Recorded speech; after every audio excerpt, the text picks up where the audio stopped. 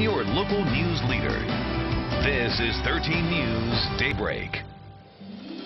We begin this Wednesday morning with a live look outside. A lot of you are waking up to rain this morning, and some of you will see some snow in a matter of hours. Good morning to you. I'm Vanessa Coria. And I'm LaSalle Blanks. I don't know about you, but it wasn't my alarm clock that woke me up overnight. Rain. And the wind knocking against the window. Could be in for a messy 24 hours. Let's find out right now what Craig is tracking for us with this winter storm that's done a number on a good chunk of the country. Craig, good morning. Yeah, the central U.S. guys, they were hit very hard. We have breaking news now out of Accomack County. State Police just let 13 News know there was a second apparent arson there last night. Earlier, we told you about the fire that destroyed an abandoned two-story house on Wachapreek Road in Wachapreek. Well, now police say there was also a fire at an abandoned house along Church Road in Tasley. No one was hurt in either fire. So far, there have been about 60 deliberately set fires, arsons, in Accomack County since November. They want to find out who's doing behind all this, yeah. $25,000 reward money. Sequestration is taking away some key ammo in the war on drugs, an anti-narcotics operation that involves several branches of the military. 13 News anchor Sandra Parker is here now to explain exactly what's going on. Good morning, Sandra. Good morning, guys. Lawmakers in Washington are looking at several measures to modify the sequestration cuts. One of those measures would mean cash to pay for ship-related contracts this year. And that will be good news for people here in Hampton Roads because thousands of workers at private shipyards here might not be laid off. The bill includes more money for the Department of Defense, but keeps funding for the rest of the federal government at 2012 levels. The city of Virginia Beach is making moves to minimize damage from the sequester. The city's director of management services made a presentation to council yesterday. The city manager's office will put together a budget for the upcoming fiscal year as if the sequester didn't take place. That said, there are steps the city is ready to take to mitigate potential impacts. Early measures include putting $9.8 million into a sequester reserve to cover funding shortfalls. There are more details about the plan the city manager's office has put together. You'll find them on WVEC.com. 5:06, much more still ahead on Daybreak this morning. How many of you are sick and tired of paying so much for gas? Could the prices at the pump be headed on the way down? We'll explain what Congress and the sequester have to do with this next. And right now I'm putting the finishing touches on an updated snowfall potential forecast map. Stay tuned. We're going to talk about this coming up. We're also going to talk about the tide levels. They're running high this morning. They're going to get even higher tomorrow. I'll tell you about that. Let's get back to you guys. Thank you, Ashley. Time check for us right now, 5:13, just ahead on 13 News Daybreak on your Wednesday morning. Are the grounded Boeing Dreamliners ready for takeoff? We'll look into that when Daybreak continues. Welcome back, everybody. How is sequestration affecting what you pay for gas? You may be surprised, and Sandra is back to explain what's causing prices to fall. Sandra? Hey, guys, well, actually, you can thank Congress, sort of. Boeing says it's ready to put its fleet of Dreamliners back in the air, but the FAA isn't so sure. Boeing had to ground the entire fleet of 787 Dreamliners back in January after two of the jets had battery fires. Now the company says it thinks it's figured out a fix that will protect against fires. The FAA is currently reviewing Boeing's proposal, but won't give the green light until they are absolutely sure the batteries are safe. John Brennan is a step closer to becoming the next CIA director, but he could still have a long road ahead of him. The Senate Intelligence Committee approved his nomination in a 12-3 vote, but some Republicans have vowed to stall his nomination in the full Senate. Those Republicans say they want answers about the country's drone program and the attack on the U.S. consulate in Benghazi, Libya, that killed 4 Americans last year. Time for us to talk now about our weather forecast. Just saw your futurecast with the snow predictions. A little bit of stuff for us may accumulate. Well, no, not so much around here. You're looking at that map was the region. There's going to be parts of Virginia that's going to get hit hard. Yeah. For our area, a lot of the snow is going to melt on contact. There might be a few areas with a light slushy accumulation off to the west and off to the north, and I'm going to show you that in a moment. What I just showed you was the futurecast. What I'm going to show you is kind of what I think will happen in a little more detail. But for now, let's get back to you guys. Ashley, thank you. 5:22, still ahead on 13 News Daybreak. Years after getting out of prison, Martha Stewart is headed back to court. Find out why as 13 News Daybreak continues. Good morning. Topping America's Money. Next on Daybreak at 5:30, Craig is tracking a big storm on the way. What's the latest with that? Will we get rain or snow, and when? And as the wet weather moves in, VDOT's pothole repairs will be put to the test. We're taking a look at how VDOT is dealing with this situation this morning. From your local news leader, this is 13 News Daybreak.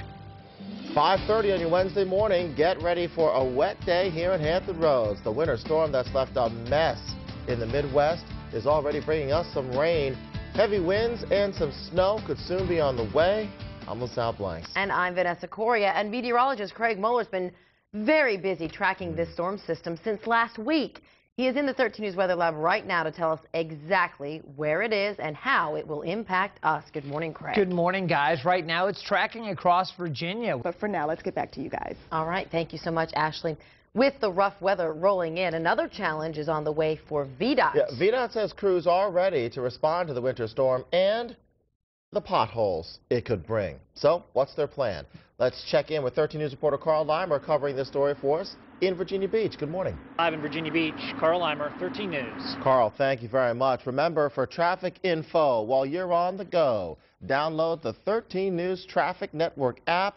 It's free and available through your smartphone. Other news now, Norfolk police are investigating a deadly accident that killed a pedestrian. Police expect to release the victim's identity sometime today. Investigators tell 13 News the victim was hit by two vehicles on Lafayette Boulevard just after 8 last night. Officers say both cars involved stayed at the scene. There's no word yet on what exactly led to this deadly accident. New this morning, funeral arrangements are set for Knott's Island volunteer fire chief Scott Morrison, who died on the job. He was 44. He went into cardiac arrest Sunday while battling a brush fire with the Knott's Island volunteer fire crew. His family will receive friends at Holloman Brown Funeral Home, Great Bridge Chapel, on Saturday night from 7 to 9. That's according to HollomanBrown.com, the funeral home's website. A memorial service will be held at 2 Sunday afternoon at the Knott's Island Fire Department. 5:35, still ahead on 13 News Daybreak. A twist in the trial of the parents accused of abusing their little girl, keeping her in a cage with filth. Find out what they just did to avoid a lengthy trial. Plus, could the Norfolk Scope soon get a facelift? That's not what we're looking at here. The weather needs a facelift because this storm is doing a number on the Midwest. It sure is. We're going to talk more with Craig about that coming up. Rain showers this morning, but some mixing here around Hampton Roads later this afternoon. We're going to see the winds increasing, the tides building, a lot to go over for you, and I'll do that coming up. Stick with us. We'll take another look at traffic in just a bit. Back to you guys. All right, Ashley, thank you. And we have more news for you here on Daybreak. The TSA is relaxing some restrictions. Not everyone's happy about these restrictions being relaxed. Just ahead, what they'll allow you to begin carrying again on flights and when. Do you think it's time for Scope to get a makeover? Well, Norfolk City Council thinks so. Yeah, they heard a presentation last night with some ideas for remodeling its Scope. The priorities are things like increased restroom capacity, but they also saw artist renderings of future development, including a new circular building outside the arena for offices and ticket windows, and an expanded concourse with more vendors. We're told, however, the ideas need more study before anything actually happens. A Gloucester County couple accused of keeping their daughter in a cage avoid a lengthy trial. Brian and Shannon Gore decided not to continue court proceedings. Yesterday, they pleaded guilty to felony child abuse. They'll be sentenced in June. They entered Alford pleas on the aggravated malicious wounding charge. Police tell 13 News the Gore's 6-year-old daughter was found in a cage in filth back in April of 2011. Shannon Gore's attorney said Mrs. Gore did not want her daughter to have to appear in court and take the stand.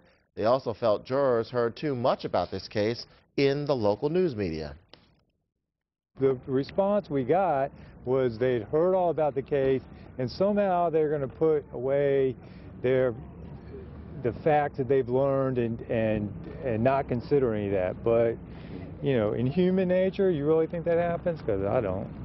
The Gores could serve up to 10 years on the felony child abuse charge and 20 years to life on the aggravated malicious wounding charge. Animal abuse charges against the owner of a dog shelter in Surrey County have been withdrawn. Last year, Tamira Thane was charged with animal abuse and neglect. Thane founded Dogs Deserve Better, the nonprofit organization that runs the shelter in the former home of NFL quarterback Michael Vick. The Commonwealth's Attorney's Office withdrew charges yesterday when the key witness missed several court appearances. They were false allegations by a former employee who we were investigating for embezzling, and it's my belief that she did these to throw us off the trail with her. We're told the prosecution can still pursue charges against Thane. She can be charged until August when the statute of limitations on the charges run out. The discovery of a body near an elementary school in Suffolk has a lot of people concerned.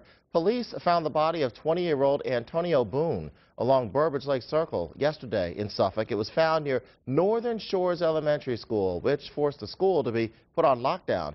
Police want answers, so do a lot of other people. The crime line is 1-888. Lock you up. Venezuela's vice president is now in control of that country following the death of President Hugo Chavez. Chavez's death was announced yesterday. He'd been battling cancer for years. An election is expected in the next 30 days. Chavez was very critical of the United States and often accused America of a variety of conspiracies. He also amassed a great deal of power in his country. Some called him a dictator. Some Venezuelan nationals who live here in the United States have cheered the news. Small knives and sporting equipment will soon be allowed on commercial flights for the first time since the September 11th terrorist attacks back in 2001. The changes will take effect next month.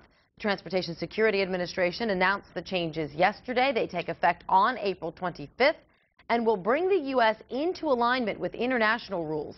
Razor blades and box cutters are still banned. The Flight Attendants Union Coalition is not happy about these changes.